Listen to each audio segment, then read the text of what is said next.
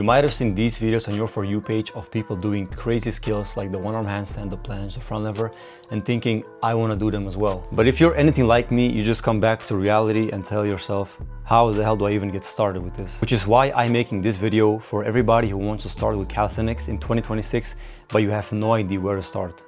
In this video, I'm going to explain you how to structure your workouts, what skills to learn first, and how to progress safely without getting injured. I've been training calisthenics for over 7 years. I started all the way back in 2019. And throughout this journey, I have helped dozens of people transform their calisthenics experience from a total beginner to being advanced. And what I've realized with most of these people is they just look for the shiny skills like the planche, the handstand, without ever mastering the foundations, right? And for some people this might work, but for most people this will just lead to muscle imbalances, being discouraged and being injured all the time. This video is all that you will need in 2026 to start with calisthenics, right? So enough talking and let's get into the video. So first you need to understand calisthenics has different paths that you can take, right? You have first static skills, then you have dynamic skills, you have endurance training, you have weighted calisthenics, and so on. But what doesn't change is the fact that you need to start from zero. So you start with the foundations, and then you choose which path you want to take. In the close future, I will make a video on how to choose your type of training, which one suits you the best. But for now, we just focus on the foundations and which types of trainings there are. I like to think about it like a tree. So the tree grows and then you have the different branches, right? And the foundations in calisthenics is just like the tree. And then you choose what you want to do, so the branches, right? So I'm going to split this video in 3 sections. First, we're going to talk about how to warm up and prepare your body for all the workouts and that you don't end up injured. Then second, we'll be going over programming. So how many exercises you need to do, how many reps, how much you need to rest, and so on, and how to actually become stronger in each muscle group. And then third, I'm going to be giving you my 7 years of calisthenics advice to you and how to actually go further after mastering the foundations, and overall just how to maximize your calisthenics experience. So warming up in calisthenics is non-negotiable. You need to do it before every workout, even if it's a short one or a long one, doesn't matter. Because calisthenics has a lot of compound exercises that are stressful for your joints, we need to prepare your body for what's coming, right? So what you need to understand is to always warm up at least 5 to 15 minutes before your workout. Warming up isn't just important with calisthenics, but also in different sports. It doesn't only increase the longevity of your workouts, it also just helps with recovery. In my personal experience, I had a lot of friends back in the days who got injured because they didn't take their warm-up seriously, and that got them a lot of months of injuries, right? And take it from me, I've never been injured in my entire life doing calisthenics and all of the difficult skills that I do, because I've always listened to my body and always prepared my body. So what I recommend you start with is a general warm-up to get the blood flowing in your body. Arm circles is a simple and good exercise to warm up your upper body. You should do this before all workouts for 30 seconds. Next, you can do hip circles. These mobilize the hips, lower back and core. This will help a lot with increasing blood flow to the hip joint, improving flexibility and reducing stiffness. Leg swings are great to loosen the hamstrings and activating your glutes. This exercise also increases blood flow to your lower body. Now, scapular push-ups are effective because they activate the muscles around the shoulder blades, which is commonly used in calisthenics. It also helps with shoulder mobility, stability and posture. Do this for 2 sets of 10 reps. Dead hangs decompress the spine, open up the shoulders and improves grip strength. When you hang from a bar, you engage the forearms, lats and stabilizer muscles in your core while gently stretching your upper body. Hang for 2 sets of around 15 seconds. Shoulder dislocations with a band or anything else helps with shoulder mobility, stretching your chest and activating the rotator cuff muscles. This one exercise prepares your upper body for pushing and pulling strength. So light cardio like walking on the treadmill, rope jumping or jumping jacks raise your heart rate and blood flow. Now you might find it boring or goofy when you're doing these exercises, but just like any other sport, you're going to have to eventually create a warm-up routine if you want to make any sort of progress. Your wrists are your weakest link when you're starting calisthenics, because your wrists are not meant to have such a big load at disadvantaged angles. So I'll demonstrate you how to actually warm up your wrists correctly, and it's very simple. You have to do 3 to 5 exercises, and that's all you need. And you don't have to overcomplicate the wrist warm-up. I'm going to show you a few exercises that you can do before any workout that will help you tremendously. So here's what you should do. Start with wrist circles in both directions for about 10 to 15 reps each. Next, you can do wrist rotations with different hand positions, while at the same time you can also do wrist stretches on the ground, because you want to be able to get comfortable at that 90-degree angle for exercises like the push-up or handstand. You can also stretch your fingers to reduce that tension that's in your body. The goal for wrist warm-ups is to reduce the stiffness in your wrist joints and activate the blood flow. Now, shoulder mobility in calisthenics is super crucial because it enables to give you a full range of motion, it improves your form, and it prevents injuries. So we have to take these three things super serious, and I'm going to explain you how in the next part. So what you can do is wrap your resistance band around a bar and do band face pulls like you're seeing in the video, or you can do elbow pulls to the side to also condition your elbow. Alright, so before we even start, we need to talk about something that a lot of beginners don't look at when they start calisthenics, which is the scapula. Now, the scapula is not something that we can grow because it is bone, which acts like an attachment to several important muscles, and enhancing your scapular awareness is key to mastering calisthenics. So, there are 4 main scapular movements you need to understand. First, we have retraction. This is when you push your shoulder blades together, just like you're trying to squeeze a pencil between them. Second, we have protraction, which is pushing your shoulder blades away from each other. It's like you're spreading them apart.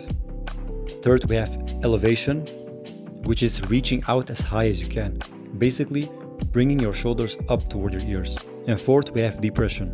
Now this is bringing your shoulders down, so the opposite of elevation, and away from your ears. This is super important for doing pull-ups. When you're doing pull-ups, you never want to have your shoulders elevated because you will not have proper lat engagement. If you practice these scapular movements, this will give you the ability to put your joints in the correct position while also avoiding injury. And if you want to master scapular awareness, you can do these movements. Now I'll demonstrate how a beginner calisthenics push workout should look like, how much sets, reps you should do, how much to rest, and so on. I'll also be covering every progression so you will understand how to start from a low progression and build your way up to the most difficult progression. So the push-up is the foundation of all pushing movements. I will show you how to do a perfect push-up. You want to start with your hands slightly wider than shoulder width.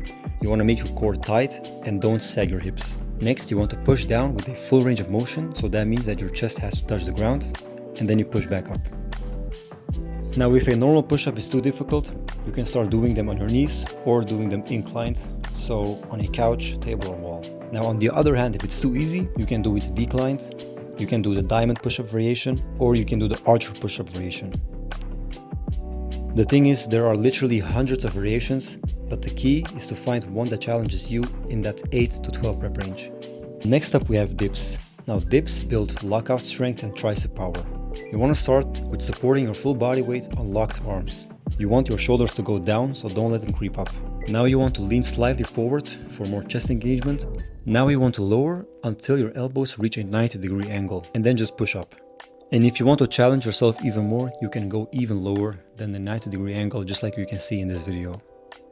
If the normal dip is too hard, you can just use a resistance band like you see in the video, or do negative dips, so you want to jump up and lower down slowly.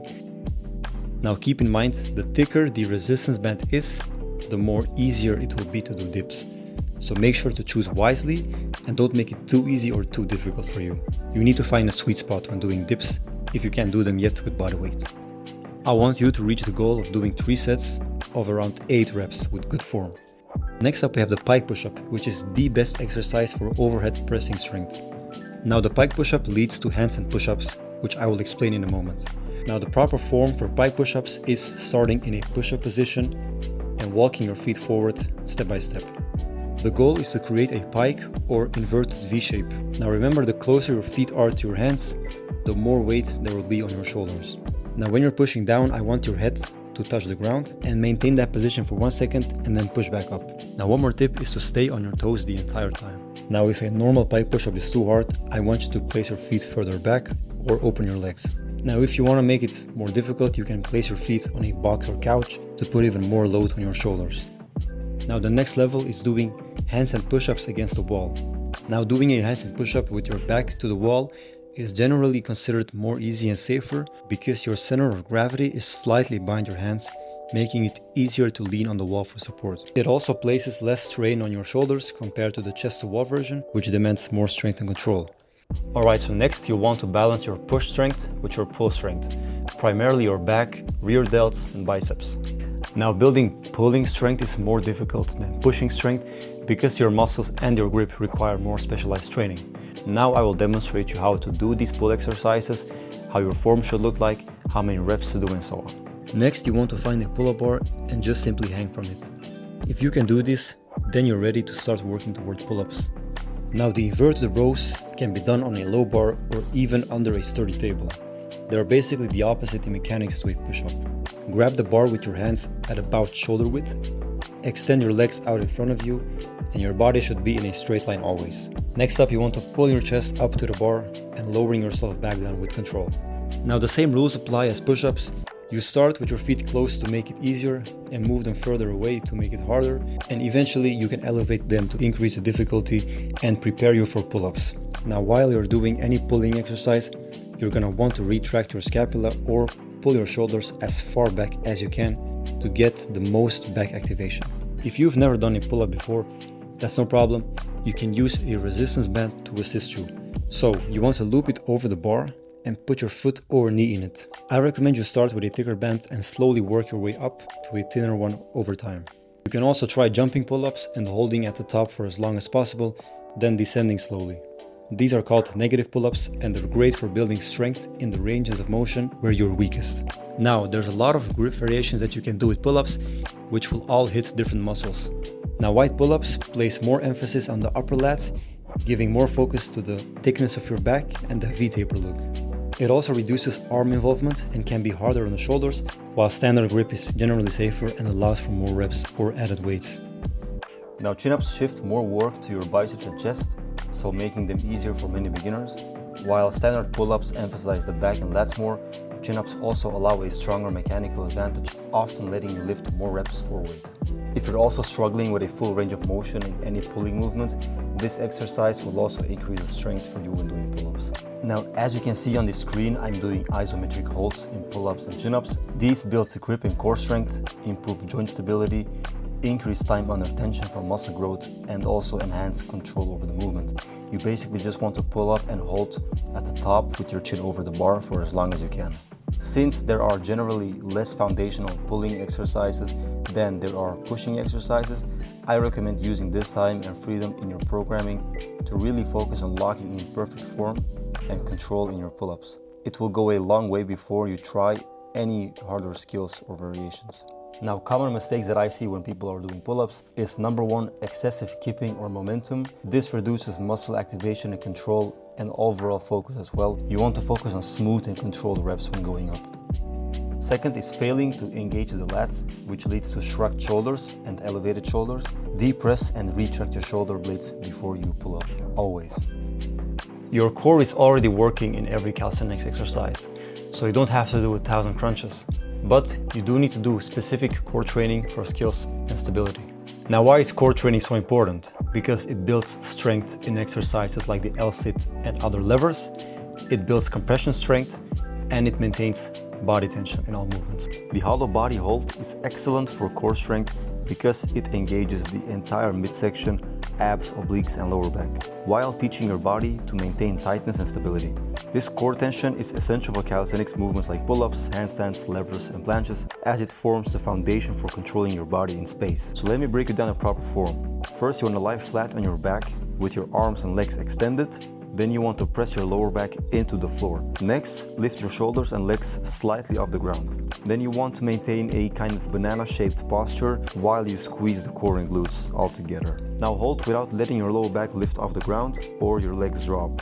If the full hollow body is too difficult, you can do it tucked or with one leg. Now, to ensure that your abs are actually strong enough to continue progressing in calisthenics, I do recommend training for a skill called the L-sit.